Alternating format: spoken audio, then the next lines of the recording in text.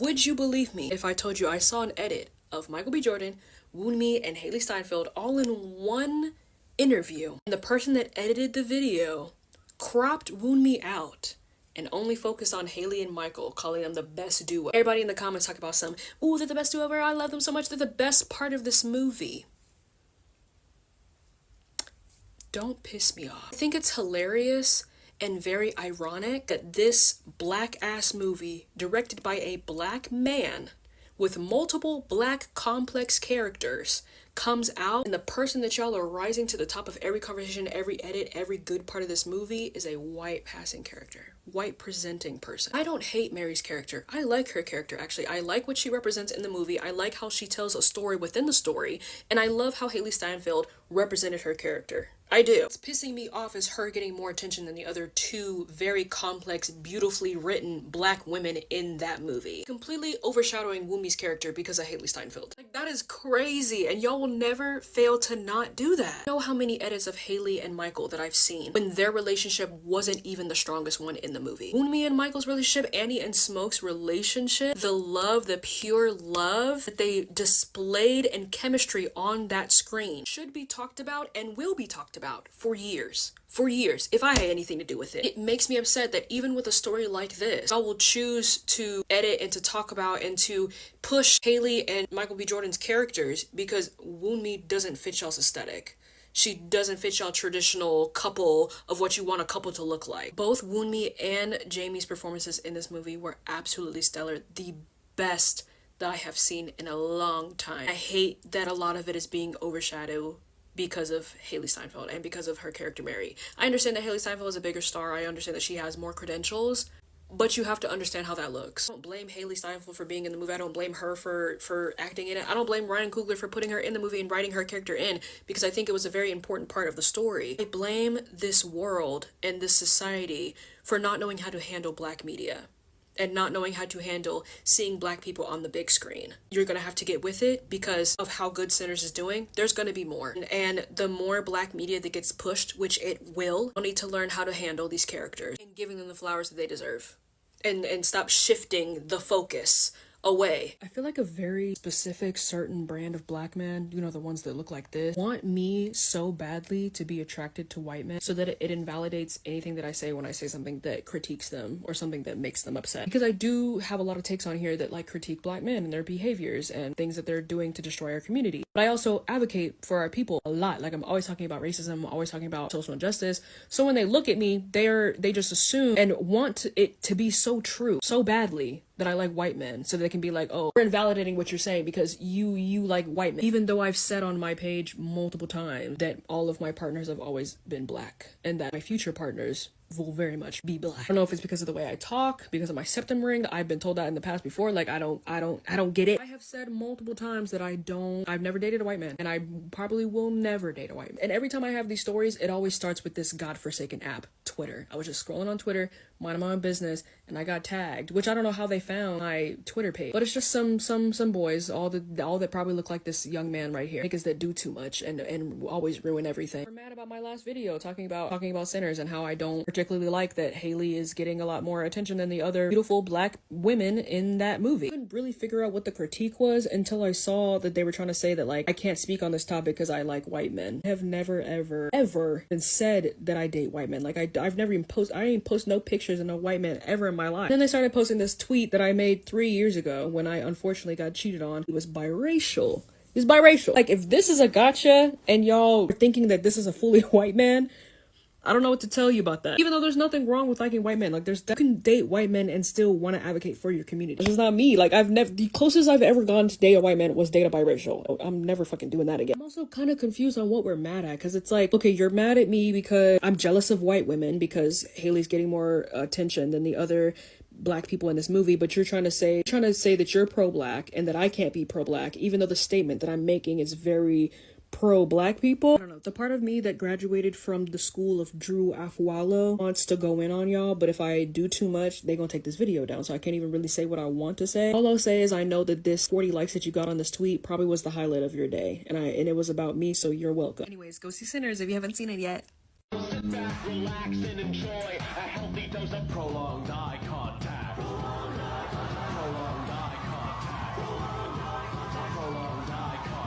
Bro, I don't get how y'all be having preferences, like for real, like black men, whoo, mama, white men, oh, Asian men, Indian men, Dominican Republican men, ooh, I don't even know what race you are, men. Yeah. Take it to the chorus.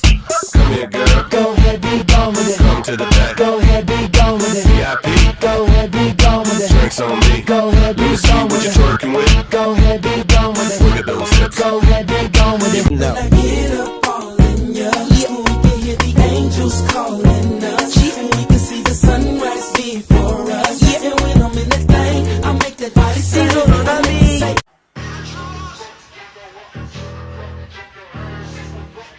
Shoot out, you making noise, bro.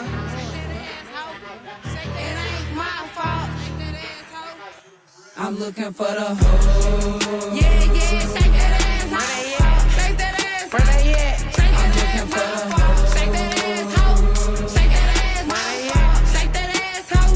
Shake that ass, motherfucker. Yeah, shake that ass, hoe. Shake that ass, hoe. Shake that ass, motherfucker. Shake that ass, hoe. Shake that ass, motherfucker. Shake that ass, hoe.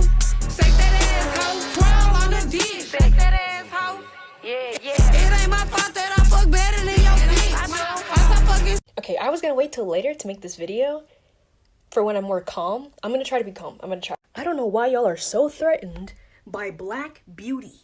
When a black woman realizes how beautiful she is, y'all get so mad. I made a comment under a TikTok and I said, black women are beautiful, because that is a valid statement. Someone had the nerve to comment under it and said, don't you mean all women? All women are beautiful. For the first 10 years of my life, I did not want to be black. I did not like my skin color. I did not like my black features. I remember being 12 years old and searching up the word pretty in Google. Do you know what I saw? Not me. White women, Asian women, literally any other woman but black women. I don't think you guys know what kind of stuff that does to a girl's mind. So when I say black women are beautiful, do not correct me. This message is for black women. If you're not a black woman, you can scroll, but you can say if you want to. I don't care. I don't judge. Hey girl, if you've been contemplating and worrying if you're doing enough, you are. You're doing just enough. Just by you continuing to keep going every single day, that's already enough. Now add on to that the things that you're accomplishing every single day. Yeah, you're doing just enough. Every single time that you get up in the morning, it's a protest. So great job. Amazing job. I know a lot of the 92% are concerned that, oh, we're not going to the protest, we're not doing anything, we're staying home and enjoying. Is that enough? Are we doing enough? Being alive is enough. Being alive is the protest that we continue to do every single day. On top of being alive, thriving, going to work, doing your aspirations, doing your affirmations in the morning, continuing to reach your goals, making new goals, healing, rediscovering yourself over and over and over again. Going outside to get your hair done, getting your nails done, deciding to eat cleaner, deciding to try a new recipe dish. Those are all things that the people before us fought for us to do, to live our lives normally. This world has a very long history of continuously trying to push us down and keep us down. So any chance that you have to live your best life is a big ol' fuck you to that. So continue to do that every single day and look pretty while doing it. That's a plus. That's a plus. Okay, this is my message for 2025, before 2025. This is for my women. If you're a man, you can apply this too. This goes for everyone, but I'm mainly speaking to women, especially black women, because me being a black woman myself, I know that we doubt ourselves a lot, which who can blame us? Like the whole world is against us 24/7. But I have experienced in my life and seen that doubt keeps me away from doing a lot of the things that I want to do and things that are meant for me. You have to be the one to tell yourself yes first. Before anyone else can tell you no, you can't already be telling yourself no before you even start. How can you expect yourself to ever achieve anything if you already have said no to yourself? If you've already been like, oh, I already know, like, I'm not gonna get this. I already know, like, this isn't going to work out. You have to say yes first. I don't care how crazy it is. I don't care how delusional you may sound. You have to say yes to yourself first. You have to already start that with confidence and with an affirmation. Because the world is already so doubtful, you have to start with that yes. You have to be your biggest cheerleader first and foremost. If not me, then who else? Like, this is mine. Like, no one else can tell me otherwise. Like, I'm saying yes to myself. Yes. If you can tell your brain that this is mine, this is always going to work out for me, you've already won half the battle.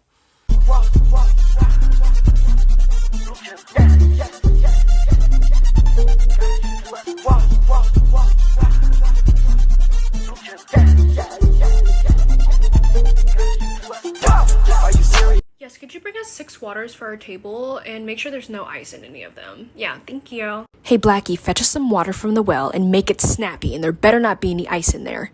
Thank you, ma'am, for cleaning our table. We know you're working hard out here. There's a lot of people in this restaurant. Hey, Monkey, you're doing a real good job doing your slave work over there. Hope your master is treating y'all nice and paying y'all well. Yeah, no problem. And you know what? While I'm in this headspace, let's go ahead and talk about the black girl gamer discourse that's going on over on Twitter. This is not something that's surprising. Like, this trend is not something that we're not used to. It is very common for people of color to feel like they don't belong in a space that is dominated by white people, get driven out of that space, create a space for their own to feel safe and comfortable, and then get infiltrated by the white people that pushed them out of that space in the first place. That is something that has been happening throughout history for hundreds of years. Pushback is always, oh, well, you can't create a space that discriminates against and excludes against people of their skin color. That's racist, that's racist. Even though separating and excluding people because of how they look and their skin color was what this country was built off of in the first place. That's why HBCUs are created. That's why Black Wall Street was created. But obviously, you can see time and time again, white people feel very threatened when people of color create an own space for themselves because they are not centered. And I can make a whole video on this topic alone, but I think the main reason for it, obviously, is that white people are very scared of becoming the minority because they know how they treat minorities.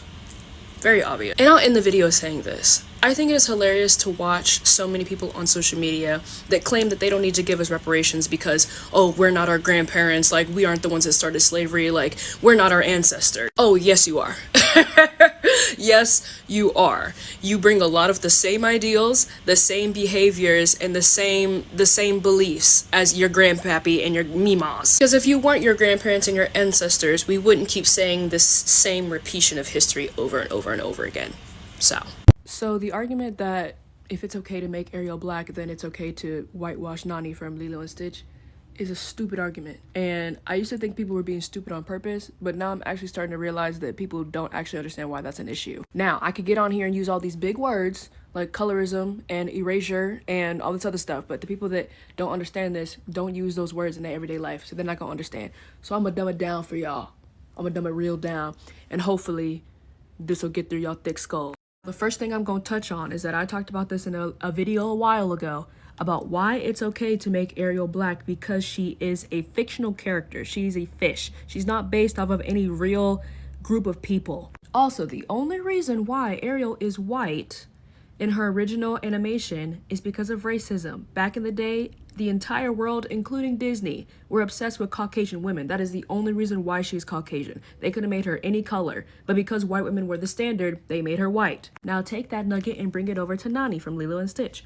Her original animation is a dark-skinned Hawaiian woman.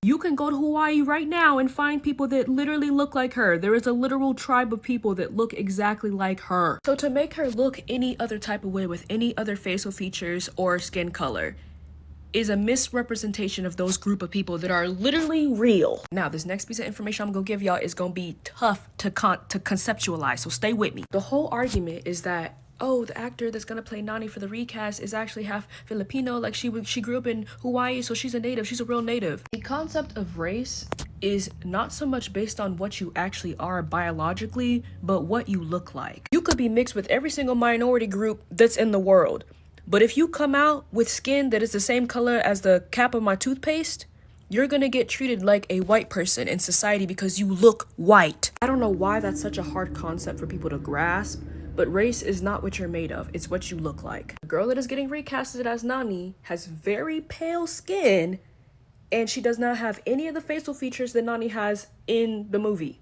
okay? Nani has a very wide nose, she's very curvy, and she's dark skinned. She don't look nothing like that. Okay, let's go over what we learned. The reason why you cannot compare the two situations is because Ariel is based off of a group of people that are not real, fictional group. Mermaids! So she can be any race that she wants. Her whiteness does not move the story along in any way, so it can be changed.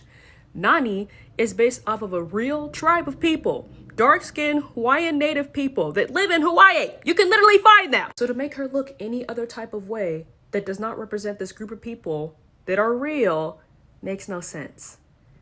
I hope this helps. Knuckles, you were great up there. You're actually a lot smarter than we give you credit for. Me am?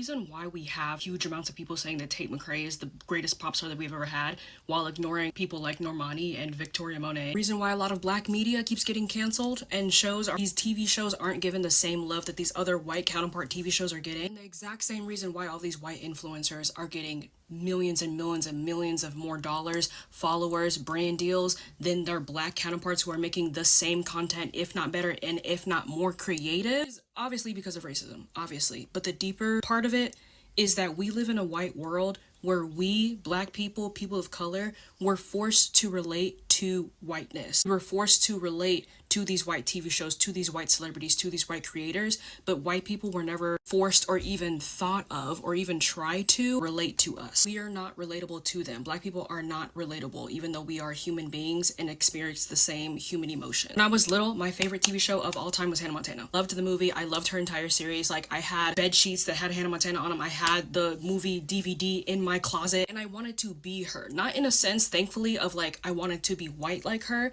I just wanted to be a pop star. Like, she was so relatable to me because she was funny, she was quirky. I thought that she, you know, was a great friend. I thought she was sweet. At like 8, 9, 10 years old, I was relating to this white character that looked nothing like me, but because she was all of these attributes that I saw in myself, I was her. I was Hannah Montana. I was Miley Stewart. It's not to say I didn't relate to black characters either. I loved Raven Simone, I loved China Anne McClain, and I was ecstatic when I finally got to have someone that did look like me, so it wasn't as hard, but I still related to these white characters because sometimes that's all we had. I can do that at 8, 9, 10 years old, but as soon as there's a black person on screen, all of a sudden white people disconnect. All of a sudden they cannot relate to the character anymore. Even if it's a story that has nothing to do with that character's race. And they're displaying emotions like love, empathy, guilt, having a crush on someone, a coming of age story. Things that we all go through, but now all of a sudden because it's a black person, you can't relate to the character anymore. When they got Leah to play Annabeth, I saw so many comments of white people being like, oh my gosh, like, no, I can't relate to her anymore because she's not blonde hair and blue-eyed. Even though it's the same character. It's the same character who's gonna have the same backstory, the same emotions, the same feelings, but now because she doesn't look like you, you can't relate to her. Yes, there are things that black people and people of color go through that are not relatable to everyone. There are very specific things that black people go through that are specific to black people. But there are a lot of emotions that we display in black media that are. Maybe there are TV shows out there that only black people understand, but there's a lot of media that has black people in it that are displaying human emotions that are relatable. There are a lot of content creators, black content creators, that are making content that is for everyone. A small subset of it, maybe black girls can understand better, black people can understand better, but it should be widespread because we are human beings. A lot of you don't see us as human beings, and that's the disconnect. That's the problem. For years, black little boys and black little girls were able to connect to princesses that didn't look like them, connect to superheroes that didn't look like them. Now, all of a sudden, when it's the other way around, you can't do the same. There are black stories waiting to be told that deserve to be heard by everyone, not just within our community. There's black stories, there's black media, there's black content creators that could help everyone if y'all would try to see us as human beings and relate to the feelings that we all have as humans. Alright, girl, I've been noticing that on this app and every other app, the men have been getting a little bold with their opinions lately. Trying to tell us what makeup we need to be wearing, what clothes we should be wearing, what weight we gotta be, and then try to cover it all up and be like, that's just my preference. That's just my opinion. You can't get mad at my preference. Save your breath, honey. Save your breath. We don't argue with ugly. Every single dude that I've seen that thinks they have the right to tell a woman what she should be wearing, what makeup she should be wearing, what weight she should be, what she should be eating, looks like this. I'm not arguing with this, okay? I'm not arguing with Quasimodo. Sir, you are a 2, a 3 on Wednesdays. Don't speak to me.